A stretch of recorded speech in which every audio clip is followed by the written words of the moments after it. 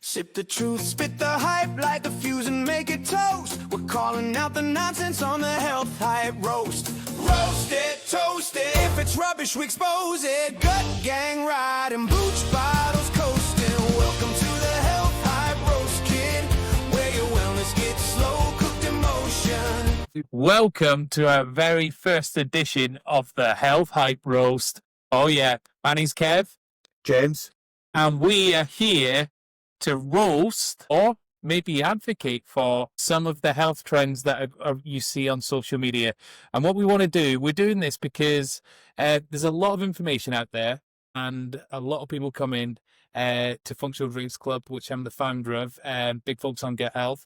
And they ask me all these questions, and I always say, "Oh, well, who's told you this?" And it's always, "Well, I've seen this influencer. I've seen it on TikTok." Yeah, it's the internet, isn't it? "Oh, ChatGPT's told me this." Or I'm like, "Okay, cool." But remember, it's not one size fits all when it comes to health. And what we want to do with Health Hype Roast is 30 minutes. Take something that has been trending across social media, and let's just discuss it. And that will include what is it? What's the research on it, the study on it? What are the benefits or the perceived benefits as it's trending and exploding across social media?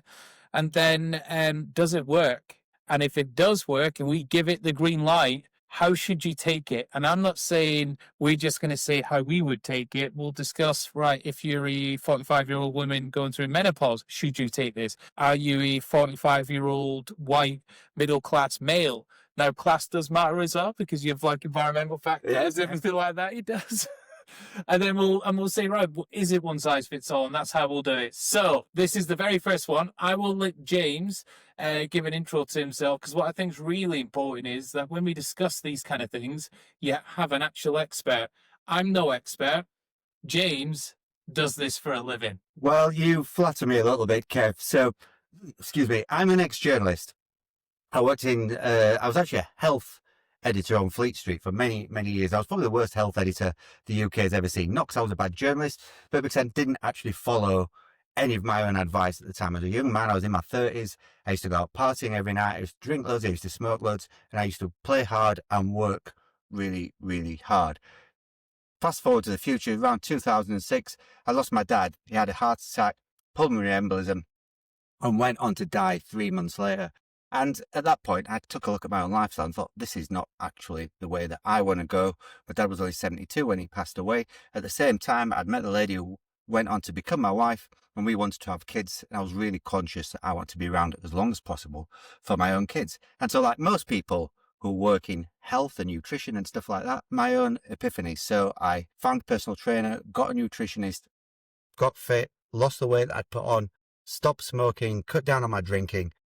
And within 6 to 8 months, I probably looked 15 years younger than I had done before. Once I'd had that epiphany, there was a chance to leave my cushy job in journalism and to actually retrain. And so I took that chance and I retrained first as a personal trainer, then as a nutrition therapist, and I got my MSc in nutrition. And then I thought, this is all well and good, but a lot of sort of like talking to people around diet and nutrition and things is very much sort of like prescribing people things to do, prescribing them a diet, telling them what to do.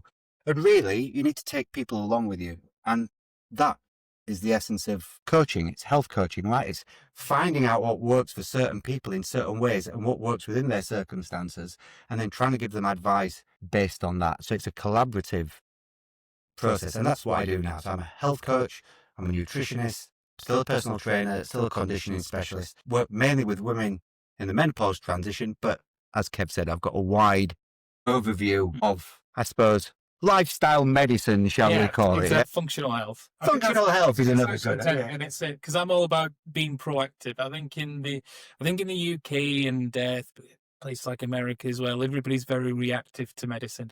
I'm going to wait till something's wrong with me, and then it's all right. Yeah. I'll pop a pill. We've got a national sickness service, not a national health service. Exactly, really, haven't we? Exactly. Yeah. That's a good way of putting it, because that's what this is about. It's about being proactive. And the first health trend that we are going to talk about on the Health Hype Roast is exploding everywhere at the moment, and it's a well-known supplement, creatine. Yeah, creatine. It's really interesting how this is sort of like broken out of the gym culture that it was in the 1990s. Yeah, there was this idea that creatine was some kind of weird supplement that bodybuilders and sprinters took to get really, really big, really, really fast, and really, really quick. And it stayed kind of in that sort of like locker room culture, if you like, for many, many years. Luckily, science goes on beyond the whole marketing thing. So there's still been people looking at the effects of this and seeing what creatine could do elsewhere in people's lives. And that's where we're at now, in that, you know, there's a lot of potential research about the effects it can have on your cognitive health, your long-term health, the long-term health benefits of it. And so there are a lot of people talking about it, a lot of people saying lots of things about it. Not all of them are absolutely right, but I think that's what one of the reasons we're here, right, is to talk about this kind of thing and see where it comes from. So I think if we talk about what it is, first of all, let's start with what it isn't. It is not a steroid or a hormone, which is what everybody seems to think it is. When any of my clients come to me and say, I've read about an influencer, or I've watched an influencer on TikTok or Instagram or whatever, and they've said I should be taking creatine. Why should I be taking this steroid that all these gym bros take? And the truth is none of those things. Creatine is a natural substance. Your body makes it absolutely naturally. You know, 95% of it gets shunted off to working your muscles, and about 5% of it gets shunted off to working your brain. And then there is some that you can get from food. You can get it from meat sources, fish. There are no vegetarian sources of it, unfortunately, if anybody's vegan, vegetarian. But yeah, its use is its primary use, if you like, its key selling point, that is what got it the fame in the first place, is that it works wonderfully well when you're in the gym and you're trying to do really short, sharp bursts of energy. So some big lifting, you know, sets of maybe somewhere between 6 and 12 reps. You're doing sprinting training, you're doing jumping training. For all those quick, short bursts of energy, it's absolutely great for all that. And because that is what it does. It's an energy source. It helps your body create an energy source, which is very, very time limited. And so creatine helps give you that really quick 10, 20-second burst of energy to do that work, and then recover much quicker to do it again, and to do it again, and to do it again. And so the effect of that is that the training load gets better and better and better, and you can get stronger, better, fitter. A bit like the Bionic Man, for those people who can remember that. Yeah, do you know what? I was just thinking there's like stronger, fitter. Yeah, stronger, fitter, better. I don't know what it is. In fact, it was turning into a Tory slogan. It sounded like a political slogan where they always did things in threes. But, so, creatine. It was massive bodybuilding. There was a perception and misconception that it was a steroid. It was gym bro culture. Fast forward to today, and it's now getting everybody's talking about the cognitive sort of like boost that it can give you in terms of. But, and this is where we've got to be really careful, because it's all labeled to the recommended dose is 3 to 5 grams.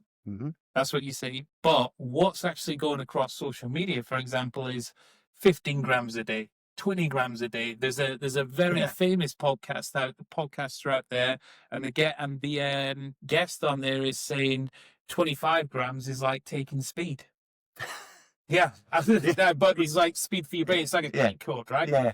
So now, me personally, I've been doing creatine for a long time now, but it was always on and off. And then about 4 or 5 months ago, decided to saw some of this and thought, right, I'm going to treat myself on a big treat-ish, and I've gone up to 15 to 20 grams a day.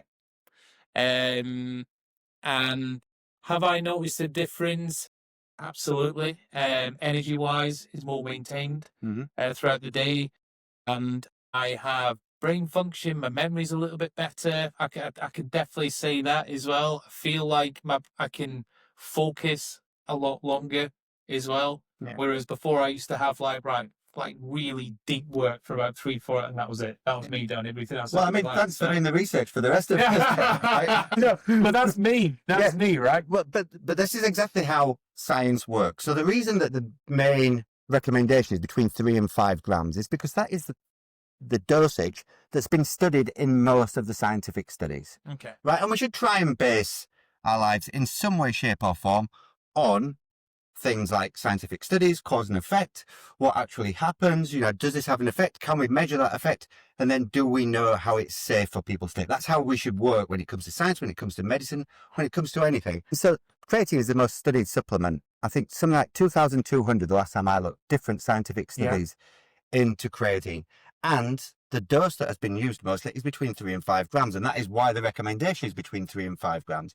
Now, as ever, when it comes to anything like this, there are always going to be people who push the envelope and try and do something different. And usually the science will lag a little bit behind that because the science is trying to keep people safe while pushing things along incrementally. Yeah. And then people are going, do you know what? I'm going to live to 130. Got it. I'm going to try 25 grams of creatine and see what's going on with it. So I wouldn't recommend, like, I don't like, when we're off air, I was telling you, it's like, you've got to build up. This is one of the things, right? You can't just go with 25 we'll come on to doses. Just in case someone just listens for 15 minutes and thinks, and that's the takeaway. Yeah, please don't say that away. Just go and do 25 grams.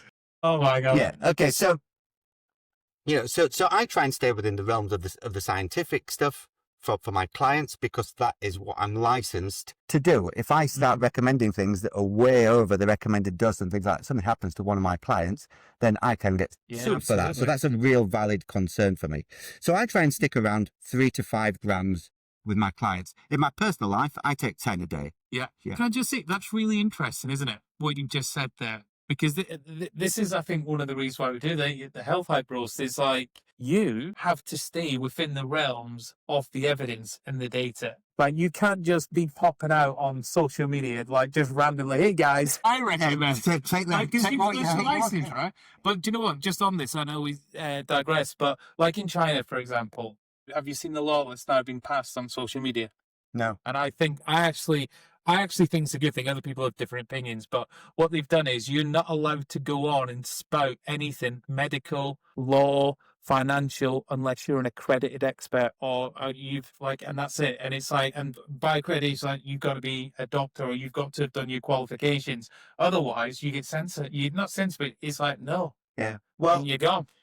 You know, take that to our friends over in America where they've got the First Amendment. You're allowed to say what the heck you like. So, it doesn't matter, does it? Yeah, I mean, freedom of speech is important, but I also think it's really, really important that we try and keep people as safe as possible when it comes to dishing out advice. We don't want to be dishing out advice to anybody that could potentially harm their health in any way, shape or form. And that is why I think if you're just starting out, going and rushing to a big dose is not probably the way to go for a number of reasons. You don't know how your body's going to react to it.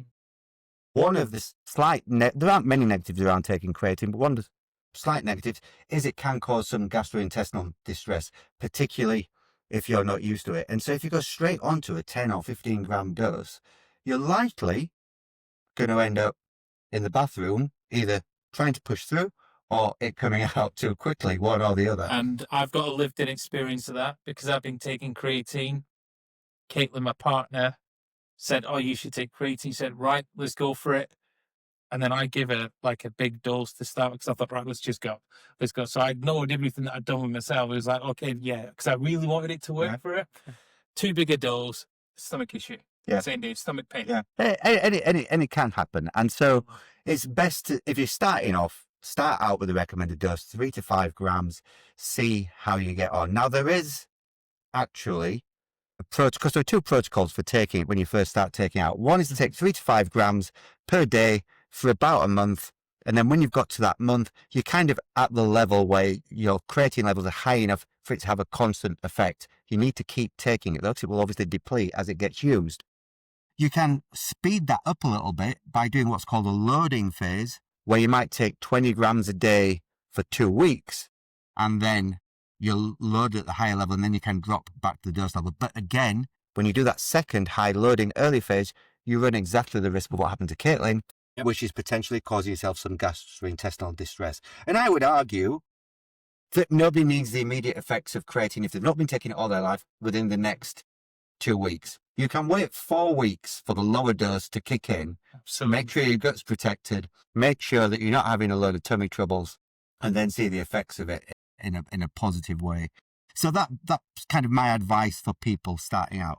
Obviously, I think that people like yourself, and we know other people who do this as well, will want to push the envelope a little bit further.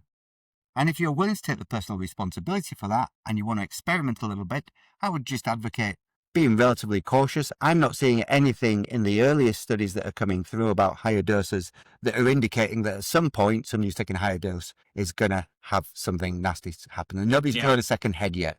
Let's put it that way. Okay. Yeah. But is that a possibility? Well, I don't. I really hope not. That's some bad shit, if that's happening. Right? I know, exactly. And the thing is, do you know what the crazy thing is about creatine as well? It's one of the cheapest supplements that you can buy. And like you said, it's one of the most tested supplements on the planet. Yeah. Like literally, I don't think there's a supplement that's been tested more than creatine. Isn't that right? Scientific studies, absolutely. Yeah. 2,200 plus. So when it comes to the quality, you're absolutely right. Creatine is really, really cheap to make, and therefore it's one of the cheapest supplements, which is good because it's not the kind of, once you stop taking it within 2 or 3 weeks, the effects of it are gone. So if you take it and you like the effects of it, you need to keep going with it. Yeah, you need to keep going on as a daily supplement. So the fact that it's cheap is good for all of us. I would still advocate looking for supplements that are third-party tested in some way, shape, or form, particularly if you do any form of competitive sport, purely because you want that guarantee that it's not going to push. There's got nothing that's got in there that is going to push you into a situation where you're being dope tested and it's coming up. Something else has got into your bloodstream, and that's coming up negatively for you. So third-party testing. But I think most supplement companies would now be doing that. They are. I know you can't. We're not going to name supplement companies because you don't want to, but for obvious reasons. But I don't think there's only a handful of supplement companies in the UK. Oh, they're all supplement companies, yes. Yeah. When it comes to creatine, most creatine is being tested by people. Because my theory on this is because it's so cheap, there's no point in cutting corners. Well, exactly right, and that is the challenge with all the other supplements. The supplements that are more expensive that people might be getting is that it's an easy way for people to keep the price down if they're not subject to testing by third-party testing companies. And when it's not subject to third-party testing companies, whatever it says on the label for any other supplement, you're not guaranteed that that's what's in there. You read about 50 billion bacteria in a probiotic pill or a probiotic dosage or something. If it's not been third-party tested, you've got no way of knowing whether that really is actually going to be 50 billion bacteria that end up in your gut or not. We'll do one on gut health anyway, because normally it's just one strand and it's the diversity. It is a diversity. So it's like, that's not diversity.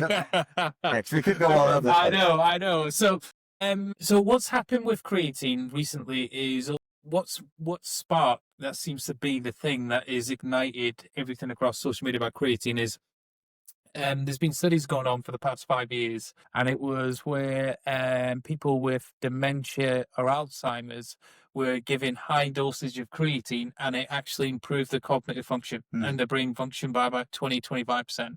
So what's happened is that seems to have been what a lot of people across social media have been citing as, okay, there's something here, so I'm going to start doing it now. If it works for somebody with a degenerative disease, why would it not work for me? Correct. And that seems to have been what is fired it all up.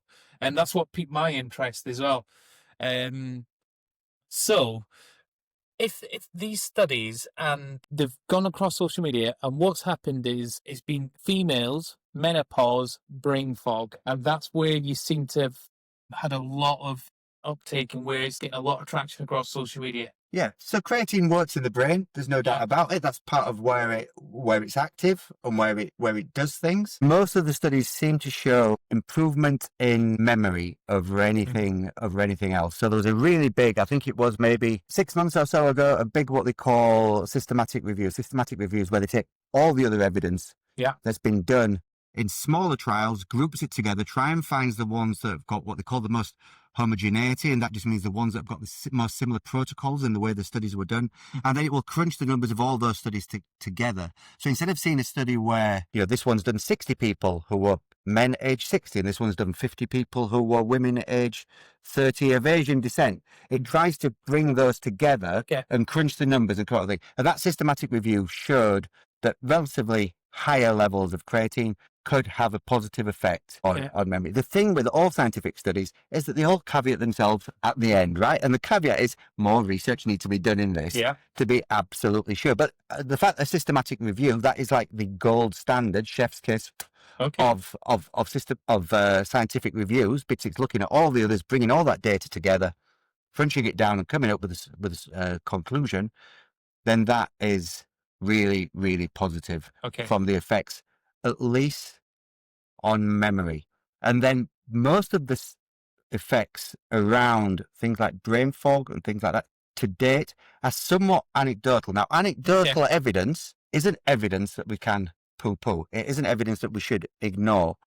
But what it does mean is that because there's no control, it's harder to know if it's that thing that they're doing that is working. So if I preach healthy habits to my clients, and I think stacking healthy habits, building them, getting them better, you're always going to move in a continuum into a better space. And it doesn't matter how small the habit is, if it's a little bit better than what it was previously, you're going to move along a continuum and your health's going to get better and longer. If you're doing that kind of thing, so if you're trying to, and I hate the word clean, but you're trying to eat in a way that suits your goals better. Let's put it that way. Do you know what someone said to me? Someone came to the Functional Drinks Club yesterday, and they said their diet. And it's a new way of saying clean. And they were like, "Oh, I'm doing the no shit diet." Oh. And I was like, "Okay, is that is that an official diet?" And he was like, "No, it's just." There's a book about that. You should write one. Yeah, I know. That's what I'm thinking. The no shit diet. But it's another way of saying clean. But it's a way that like engages people. Like, do you know how you have that guy influencer Eddie Abu, and he's gained a lot of traction. And he says a lot of people disagree with what he says, but a lot of people. But there's some kind of truth in some of the stuff that he says. But like he got traction because he just says it really simply. Yeah. And that's it. There's no date. He doesn't say any of that. He just goes into supermarkets and goes, "See all this? This is wallpaper paste." Yeah. It's like, and people can engage with that, right? It's like calcium supplements, the cheapest calcium supplements. You might as well walk into your kid's classroom at school, pick up a piece of chalk off the blackboard and chow down on it, because it's exactly the same as you're getting in a little bottle. Is that true? Yeah, absolutely true. You can eat some. So hang on a minute. So let's just fact check. I could calcium-based chalk. I could just eat some calcium-based chalk. Yeah, I mean it's shit. Quality calcium. You it's not good. You wouldn't want to do it because it's not good quality calcium. Right? And you choke it. Yeah. Well, the big pills. Yeah, that's 6 inches long. But going back to what I was saying, if you're doing a no shit diet, if you're working out more, if you are taking creatine, if you are having a protein shake daily from a really good quality protein shake, if you're taking a really good quality multivitamin, if you're working on your stress relief, if you're getting 8 hours of perfect sleep a night, if all those things are going on and you suddenly introduce one more thing, you don't know if it's that one thing that's helped or what else is going on. Right? So that is why anecdotal evidence is important, but we can't just take it as carte blanche, because somebody who is increasing their health positivity, if you like, or their positive health battery overall, if they add something else in, well, is it that worked, or is it the better sleep that worked, or is it the stress relief that worked, or is it just a big circle where it's all blending together and everything's doing something? So, I mean, just on what you're saying there, because one of the big things they always say is, like, don't change too many things at once, because you will not know what is the thing. That's where, but what you're saying there is, like, when you're saying that, because that's how I always do things, but what I like to do now is I'll change one thing, see the impact. If I feel positive, I'll keep it, and then I'll layer something else on, and I'll stack on, and sometimes I won't feel better, and sometimes I'll probably carry on a supplement or doing something for far too long than, you know what I mean, for no perceived benefit, and sometimes it's at a risk because that doesn't show up until later down the line. Yeah, and the other thing that I think people need to be aware of when it comes to supplementation is that there is the possibility of interactions. If you're on some kind of medication or something like that, you never know whether that medication interacts with the supplement that you're taking. And so sometimes you just want to run it for a sanity check by somebody who's actually done some studying into this and qualified. You know, you don't go to your gardener for legal advice, do you? So a lot of people have got to ChatGPT though, which is crazy. They are, yeah. Well, I suppose ChatGPT, if there's a positive about it, it is drawing on, a massive source of information, which is the internet. That doesn't mean that it doesn't get it wrong at times. But drug, herb, mineral, supplement interactions are a really key thing of what I do when I work with clients, and I have to look very, very closely at that. So here's a question then. After this last question to you, James, we'll make a decision on whether or not creatine should be in your life. Okay, so say I'm on one of the healthiest diets Mhm. in the world, say, I don't know, like the Mediterranean diet. A lot of people always have come in when they're talking about kombucha probiotics, say, well, my diet is really clean, don't need all this kind of stuff. And sometimes, well, probably not, no. Creatine. You're on a Mediterranean diet, you eat clean, the no shit diet. Do I need creatine? Would you still need to have creatine? I would say the older you get, the more you need it. And that is a little bit of a grey, fluffy response, but let me try and explain it. You know, when you're younger, your body is still building, it's operating at its prime, it's trying to keep you alive as much as possible because procreation is always nature's aim. So it looks after us in those early years and sort of like cares less about us the older that we get. Yeah. And so you probably need it less then. As we get older, you know, it's documented, creatine production in the body starts to drop. It's not as strong as what it was when we were earlier. When it comes to food, I know I said very early on in this that meat and fish has some creatine in it. It's really, really low levels that you're getting from food. And so I think the 5-gram dose that we talked about before, the equivalent of that would be eating something like 1.2 kilograms of steak or 2.4 pounds if somebody's listening in America. That's a heck of a lot of steak to have. That is a lot of steak. Yeah. I mean, there are other benefits, of course, with protein, etc. Yeah. But, you know, that is likely going to leave you with gastrointestinal challenges from another point of view if you ate that much steak in one sitting. Yeah. So when it comes to if we as we're getting older, we produce less of it. We don't get as much as we'd like to get from food. Supplementation absolutely makes sense, and particularly for the cognitive stuff, because one of the things, you know, put the gym bro stuff aside for a little bit. One of the things about the cognitive effects of creatine is that studies seem to show that it works better in individuals who are going under some kind of mental stress. Now, that doesn't mean that they're absolutely in the worst throes of a depressive episode or anxiety. It can be mental stress from just day-to-day shit that happens, right? And unfortunately, we live in a world where we're wired in 24/7 to stuff, right? Whether it's on our phones, whether it's on our TVs, whether it's in our general life, whether it's in the work ethic, where, you know, companies, when we're employed, expect us to work super long hours for less and less money, whether we're living in a world that is more polluted, where we're living in a world where, you know, you've got kids, I've got kids, running them around, doing different stuff after we've already done our regular. Yeah. So, you know, sometimes I get up at 5 o'clock in the morning. By 9 o'clock, I feel like I've done a full day's work. So there's a cognitive stress on me from doing all that. And creatine works best for people who are in that high intensity, lots going on, lots of mental stressed state. And as I said, that doesn't mean it has to be a severe depressive episode or severe anxiety or something like that. It can just be the stresses of everyday life. Yes, absolutely, I would say. And when we talk about the Mediterranean diet and you go back to its origins, you know, the countries that have got blue zone areas, there's an island in Greece called Icaria. You look at how they live their lives there and all that stuff that I just described, being wired in 24/7, rushing around after kids, being expected to work more, none of that is in their life. And what is in their life is daily movement that comes naturally, still going out and tending the fields, working in their gardens, you know, getting up and painting their own houses and not employing people to do that kind of thing, eating food that's been grown in the garden or in next door's garden, community living, sharing those kind of things between each other, all those micro community things. You know, people who seemingly trying to be more enlightened in the Western world now are trying to reproduce within their own little areas and their own, so trying to create their own zones.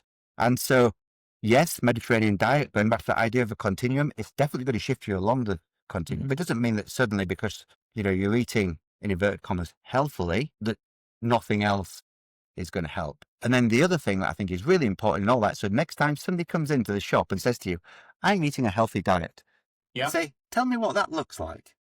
Okay. Yeah. And just ask them what their interpretation of it is, because some people's interpretation of a healthy diet might be very, very different from what yours is, very different from what mine is, very different from what it is in the blue zones. You look at the blue zones, there's some up in the Arctic where people are eating whale every day for food. And then you've got the Mediterranean diet, yet they both have the highest concentration of people over 100 in the world. So their diets aren't the common denominator there. In fact, they couldn't be more diametrically opposed when you think about it. It's the environment, it's the community aspect, Stress, yeah. it's less stress. So all those things, absolutely. Everything that Right we've upon. lost or stripped away in the UK, unless, well, to be fair, it's easier there because you're in it, aren't you? But in the UK, Well, in yeah, a lot of places, yeah. I've seen that for is really good.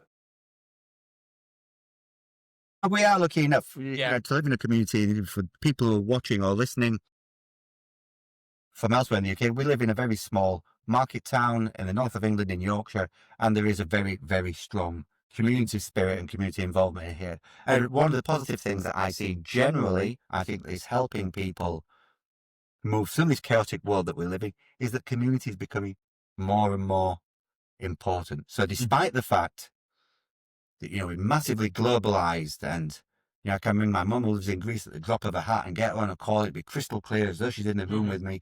Despite all those things making the world, that big world, shrink, we are still interacting more on a local level, I think, than what we have done for many, many years. And it's not long, really, when you think about it, since that community aspect was actually a key factor of modern life. You only have to go back to the 50s and 60s where communities were really, really strong. Just my parents' generation. Yeah. It's that saying, isn't it? It takes a village to raise a child. Yeah, And absolutely. I feel like we've got that knowledge, but we digress, right?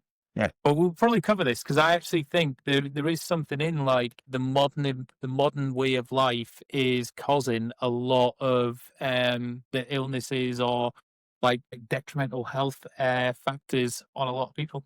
10, yeah. Mm. Okay, creatine. Is it fact or fad? Fact. Fact. Right. Fact, yeah. Right. I'm going to give you 3 role play. Right, James. I am a 45-year-old woman, menopause. I've heard about creatine. I want to take it. Can you tell me how I can start? Yeah, so I would say, I would never ask you about your body size. That's probably inappropriate. But generally, if you're of a smaller frame, I would probably say start on 3 grams a day. If you're a larger frame person, start on 5 grams a day. As a woman over 45, I would say definitely it's going to help and it can't hurt. And the worst thing in the world, a pack of creatine costs about 10 quid. Yeah, and that will last you for 3-4 months. And so try it for a month. And if it's not working and you don't see any effect of it, park it. It's been a really low cost experiment with something that is safe, is studied, is known about, and then it just comes down to personal preference. Does it work for you? And that's one thing I think that we should always look at is personalization, because no 2 bodies are exactly the same. Unless you're twins.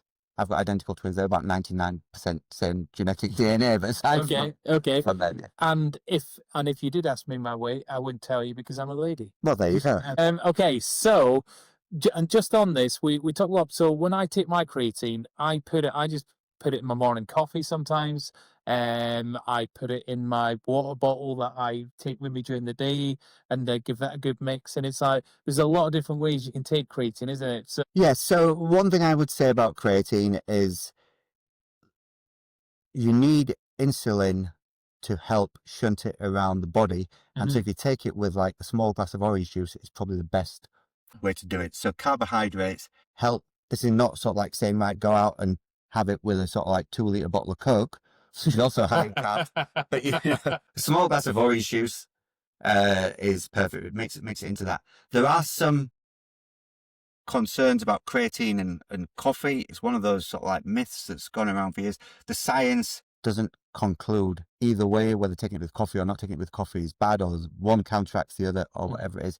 I'd always argue that the key thing to do is do something consistently. Just let your body get used to it. Take it. Yeah. Okay, so next scenario.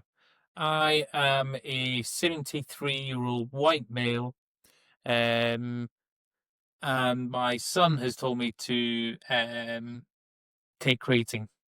I've never done and never had creatine in my life before, but basically I'm being told that it will help longevity of my brain function, keep it firing. What would you do? Is it safe to start taking it? So you can be at any age, right? Or, Yeah. It's safe to start taking it. Look,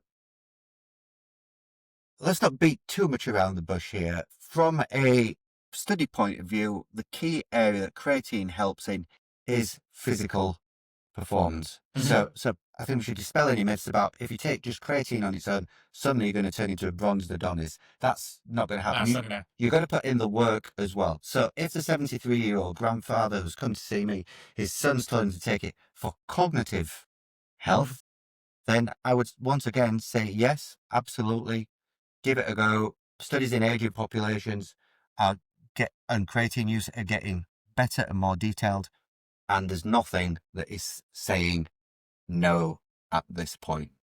Fantastic. Okay, so I think we're at the end of 10 minutes, and that flew by. Yeah, it really has, hasn't it? Yeah, Helped by the fact that we zoomed all over the place in the first episode. And just one last thing, because we've been drinking this drink here, right? Yeah. So it's Vic Clear, Active Health, 28 vitamins and minerals, but it's got 3,000 milligrams of creatine in it, 3,000 milligrams of BCAA, 2,000 milligrams of L-carnitine. Yeah. What's that good for? Oh, you're catching me out on the spot now. Yeah. L-carnitine, I am pretty sure that is to do with muscle health. Taurine amino acid. Yeah. Yeah. Ashwagandha is a herb. Yeah. It's supposed to have calming effects. Celtic sea salt. That's got to be for just hydration, Yeah. right? Hydration. Yeah. But this is but there's so many, so to get my creatine, I could just drink one of these because it's got the 3 grams. Yeah. And there we go. So is this a good way of taking it? Mix with all these other supplements? Because this is the thing, because you see this and it's it feels like I've got a 330ml can here, and it's got 28 vitamins and minerals, all these other ones at the recommended dosage. Is this a good way of taking and your body absorbing? Have the vitamins and minerals been third-party tested? Oh, there we go. So it's the first thing right back. And also, I'm looking, I don't know whether you can see this on camera or not, but the number of ingredients in this drink is pretty significant. There's a lot, isn't there? Right, there's a lot there. Yeah. Yeah. And I'm of the mind that if you aren't quite sure what you're doing, if it's got more than 7 or 8 ingredients in it, and you can't read them, pronounce them, or know what they're doing, it's probably not a drink for you. If you can look at that and you can say, oh gosh, you know what? I know about this one, I know about that one, I know about that ingredient. Yeah, go ahead and take it. Okay. Why not? There we go. Yeah. So there's a lot of ways of getting your There are supplements. lots of ways of getting your supplements in, yeah. And people have different views on why or how they should take the supplement. So should you take a multivitamin that's just broad spectrum and covers the whole lot? Or should you dial down to stuff that you're either lacking in, or that you've got a condition that thing, those vitamins and minerals can help you with? And that is perfect for another show. It is. Because that is going to be one of the things, because I get asked that a lot as well. It's like multivitamins or individual vitamins. So we should talk about that. We'll talk about functional testing. Oh, yes. Functional blood testing will answer a lot of questions there. Okay, perfect. I actually think we should do an episode just on supplements in the UK anyway. Yeah. Because I bet a lot of people waste a lot of money. There's an argument. Have I just made a statement that's going to take us over the 30? It's going to take us well over 30 minutes. Okay, so let's park it for next time. Yeah, let's park this for next time. Guys, thanks for listening. This was the very first episode of the Health Hype Roast. And if you have seen creatine, I think we've just had the official endorsement of our seal of approval, or as James said, the chef's kiss, that actually creatine is a good supplement to take. So there is some fact in it. However, as James said, everybody's individual, and it's so cheap. The recommendation is, why don't you just test it and see what works? You can pick up 500 grams. You're right. I get 500 grams for a tenner. Yeah. And you can test it for 2, 3, 4 months and then see what happens. Yeah. Perfect. Awesome. James. Good stuff. See you next time. Thank you very much. See you next time, all. Sip the truth, spit the hype, light the fuse and make it toast. We're calling out the nonsense on the Health Hype Roast. Roast it, toast it, if it's rubbish we expose it. Gut gang ride and booch by